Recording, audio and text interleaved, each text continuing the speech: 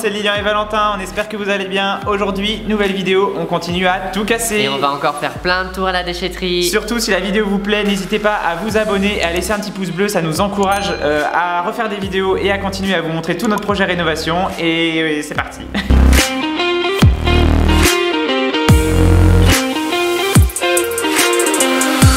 Du coup, début de journée, on reprend là où on s'est arrêté la dernière fois, c'est-à-dire enlever tout le plâtre qu'il y a sur ce mur-là. Et puis après, on enlèvera le plâtre également qu'il y a sur les autres murs. On enlèvera le plafond. Et puis on vous tient informé si on a le temps de faire autre chose dans cette journée.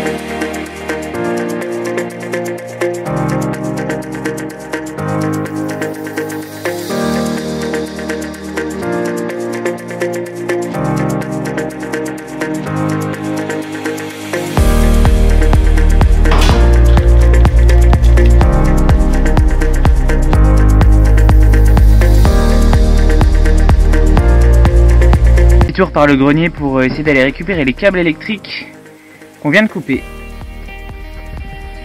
Trouvé. C'était sympa le grenier, regardez. Il n'y avait presque pas de toile d'araignée. Bon, je vais attaquer à la masse l'ancien conduit de cheminée là.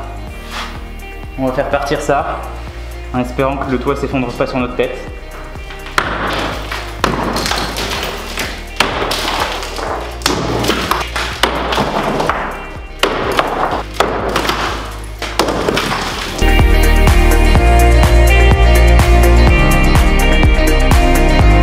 C'est parti, premier tour à la déchetterie de la journée, du week-end, ça va être génial.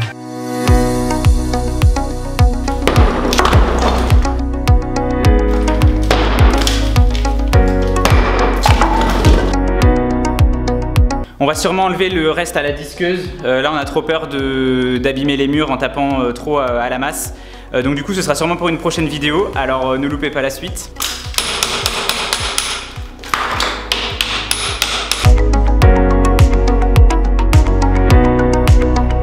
Pour ceux qui se demandent pourquoi j'ai rattaqué au marteau et au burin, c'est juste parce que le marteau perforateur est en train de recharger. Donc en attendant, ça c'est très bien aussi.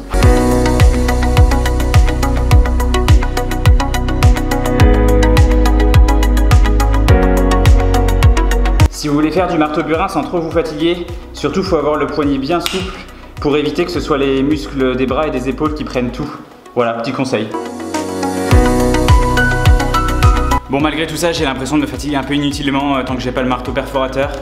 Donc pour gagner du temps, je vais commencer à attaquer le plafond le temps que ça recharge. Et puis dès que ce sera rechargé, je continuerai les murs. Et puis de toute façon, Valentin va bientôt revenir de la déchetterie, donc on va devoir aussi nettoyer tous les gravats qu'on a déjà fait. Allez, c'est reparti.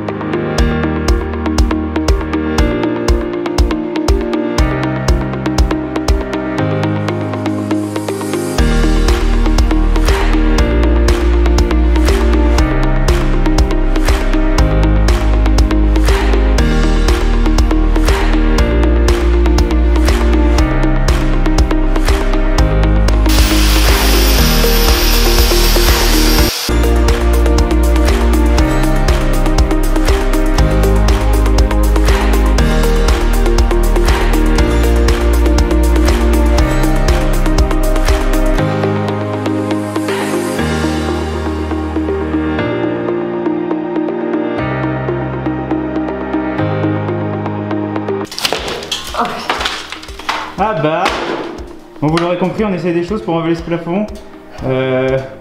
Il est bien vissé sur le plancher bois qui est au-dessus.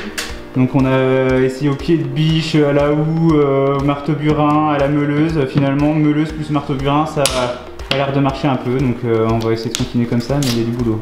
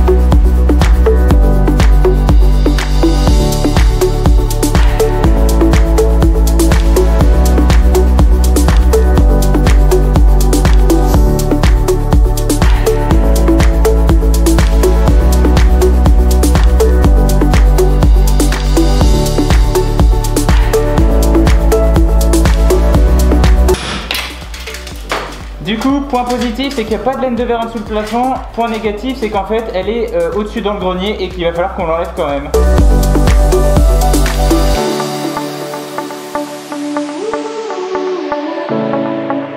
Petit point équipement de chantier, on a des polos et des salopettes qui viennent de chez Manelli. C'est une marque qui fait des vêtements pour professionnels, ils sont très bien. Nos chaussures aussi viennent de là-bas. Après on utilise, moi c'est des gants de jardin clairement, mais bon après ça fait l'affaire, des gants de bricolage, c'est un peu la même chose. Les casquettes on les a trouvées en magasin de bricolage, elles sont coquées, c'est plutôt pas mal.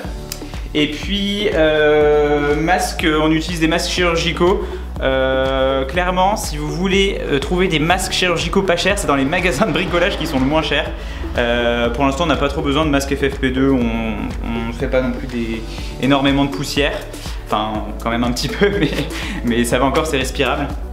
Donc voilà, on vous met tous les liens dans la description si jamais vous voulez retrouver les mêmes équipements que nous. Pause déjeuner terminée, un tour à la déchetterie et on continue de tout casser.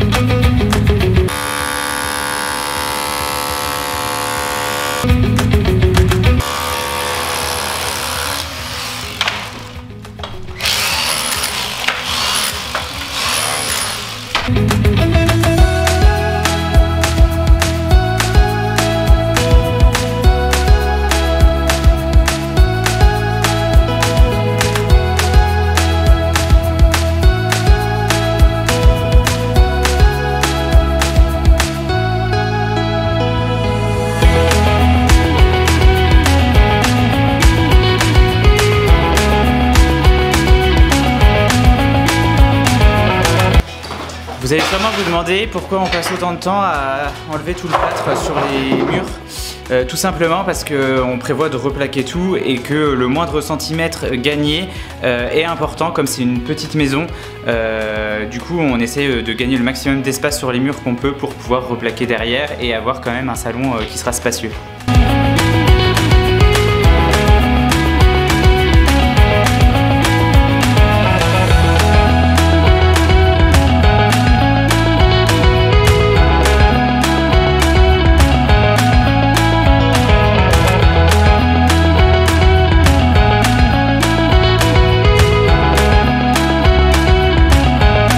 À tous ceux qui disent que la démolition c'est la meilleure partie de la rénovation, clairement vous devez avoir des sacrés muscles et surtout vous devez vraiment kiffer la poussière, hein.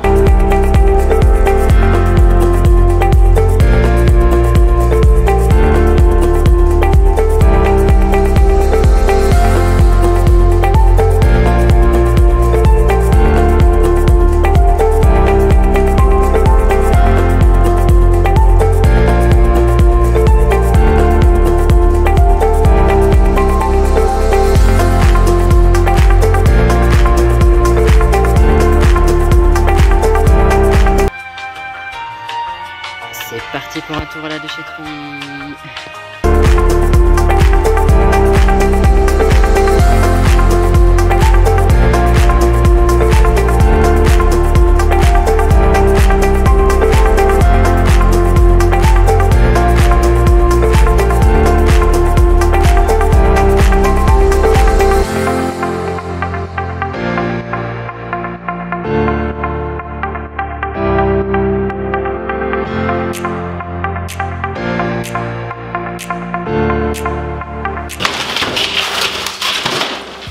Tout à l'heure, Valentin m'a mis au défi de faire tomber un plus gros morceau de plafond que lui, en un seul morceau.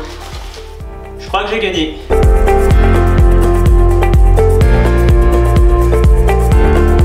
Valentin, il a pas peur, hein. Il a bourré à fond la voiture pour pouvoir aller à la déchetterie.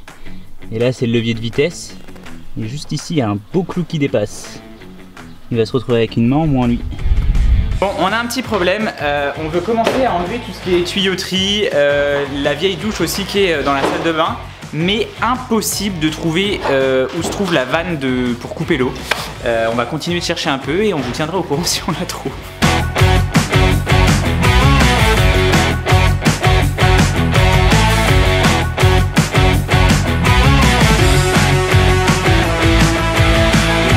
fait le choix aussi de prendre des petits seaux pour les gravats, car il y en a des très lourds et c'est plus simple quand on y va seul de décharger un petit seau plein qu'un énorme seau plein, c'est impossible.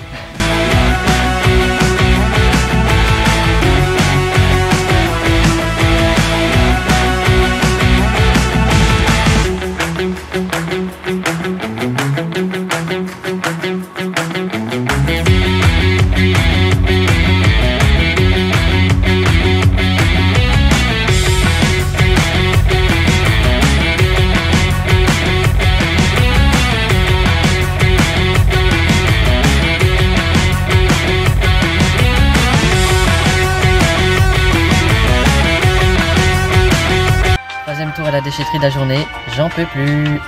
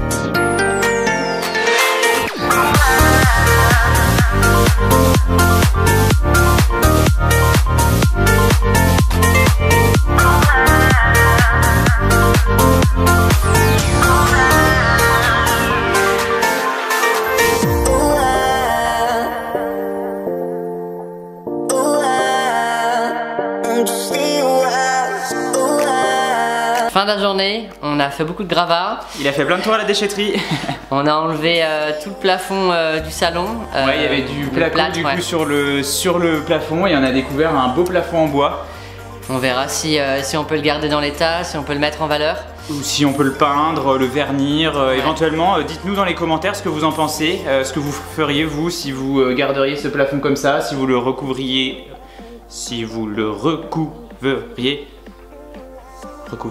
de placo, ou si vous le peindriez, ou enfin voilà, dites-nous dans les commentaires ce que vous feriez à notre place.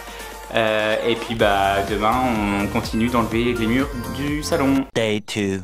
De retour, aujourd'hui c'est dimanche, ça va être un peu plus tranquille. Pas de déchetterie aujourd'hui. On va quand même continuer un peu d'enlever les murs du salon. Et enlever ce qui traîne, les câbles, certains éléments, puis comme ça on voilà, le mettra de faire côté. un peu de rangement pour être tranquille le week-end prochain.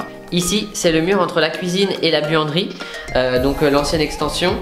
On va essayer d'enlever la fenêtre pour permettre d'avoir un mur plein, et la fenêtre elle sert pas à grand chose, donc on va voir ce que ça donne. Bon, toutes les vis sont impossibles à dévisser, elles ont bien rouillé. Donc pour tout casser, je pense qu'on va devoir y aller avec le marteau. Et après on va enlever tous les morceaux de verre pour sécuriser, et puis après on pourra enlever tout l'entourage. J'ai trop peur. Ah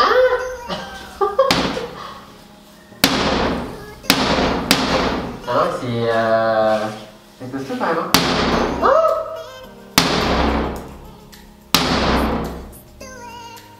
Bon, en fait ça résiste. On va essayer avec un moyen un peu plus fort. Dans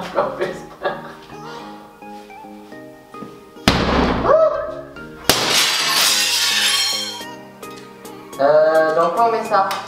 Un petit seau.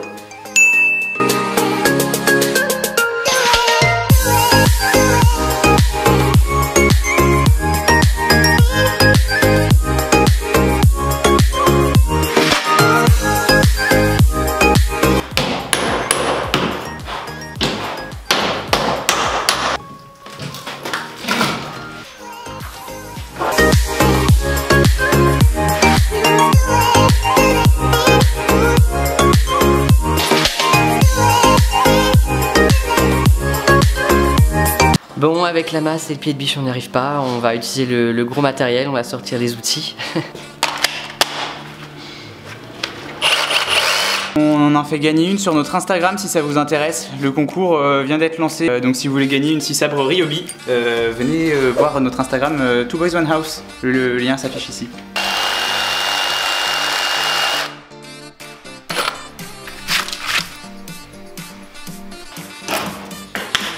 La coupe est nette, hein.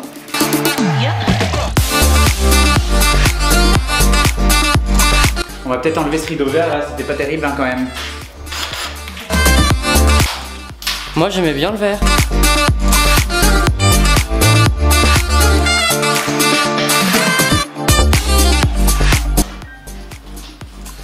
Ils rigolaient pas à l'époque avec leurs clous hein.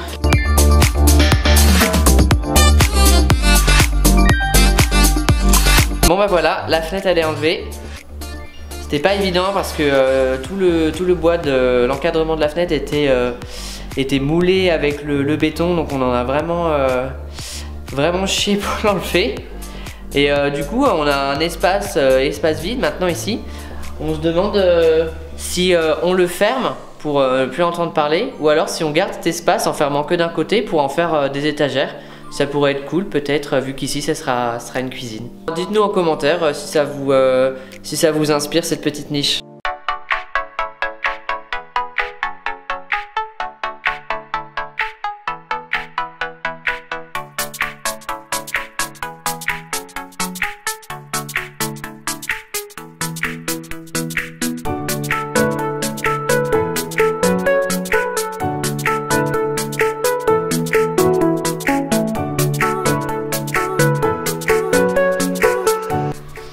Sur le plafond ici, il y a au moins 200 vis, elles sont toutes rouillées, les pas de vis ils sont abîmés.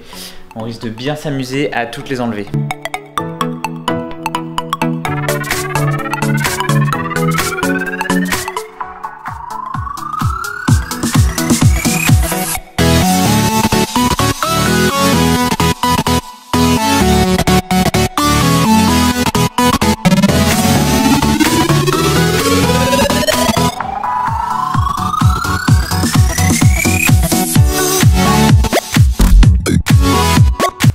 C'est pas lourd une visseuse, mais une fois que tu l'as porté une demi-heure à bout de bras pour enlever des vis, bah ça commence à peser son poids quand même.